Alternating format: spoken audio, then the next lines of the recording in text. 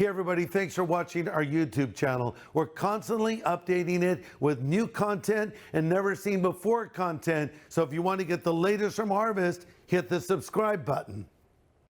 You see, we live in a culture right now where there are so many discouraging words. So many people saying, you're not going to make it. You're going to fail. I mean, go online and look at all the internet trolls and the ridiculous, mean-spirited vitriol and comments they'll make. This is a discouraging time. Turn on the news, it's even more discouraging. So what are we to do? It's actually affecting the mental health of our nation, especially young people. No wonder the rates of depression in 14 to 17-year-olds grew from 60% from 2009 to 2017. And it's even gone up more recently because of COVID and lockdowns and isolation and all the rest of it. Suicide rates in young people have more than doubled in a decade. 43% of millennials and Gen Zs report being very concerned about their mental health. That's almost half of them. And a recent survey found that half of Americans in general feel alone or left out. And over half feel that no one knows them well. Well, if you go on social media, as I've already mentioned, this is only going to make it worse. There's a song out by an 18-year-old artist named Olivia Rodrigo. And the title of it is Jealousy, Jealousy.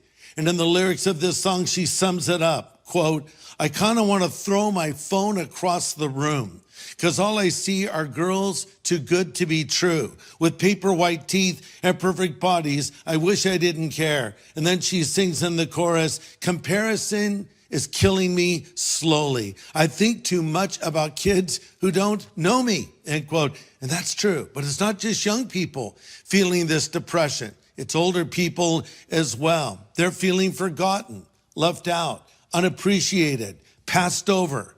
Many senior adults are seeking hope and a word from someone telling them that their lives matter. Some have lost their physical strength. Others have lost their mate and they're struggling with loneliness, and suicide is up among older people as well. Men who are 65 and older face the highest risk of suicide. That statistic surprised me.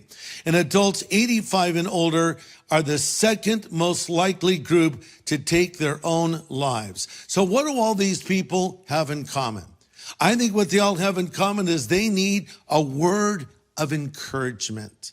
They need to know that they're appreciated, that they're needed, that they're loved, and they're cared for. And let me personalize it. You need to know that you are cared for, loved, and appreciated, not only by God, who loves you, of course, but other people who value you so much. But there are so many discouraging words out there today. It just seems to me like the whole platform of Twitter is just filled with discouragement. I mean, you post a picture of a puppy and people will criticize it and fight with you, looking, I think, sometimes for a fight to get into.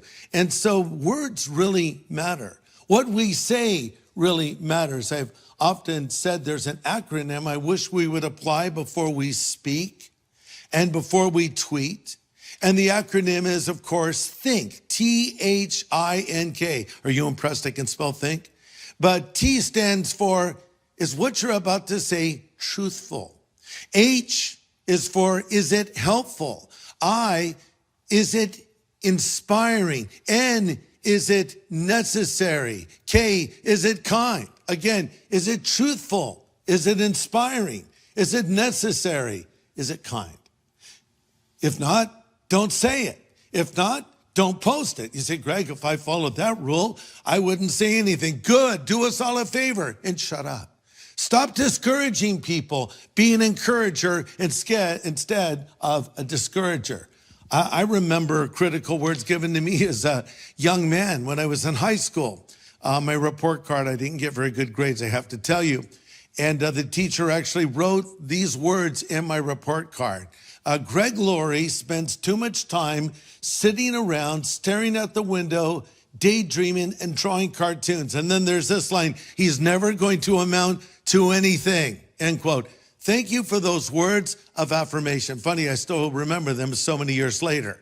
And then I remember when I was in elementary school, I did create a lot of trouble, I'll be honest with you. And they tried to expel me, but my mother went into the principal and said, I'll sue you if you expel my son. So I stayed in school, but I was a troublemaker.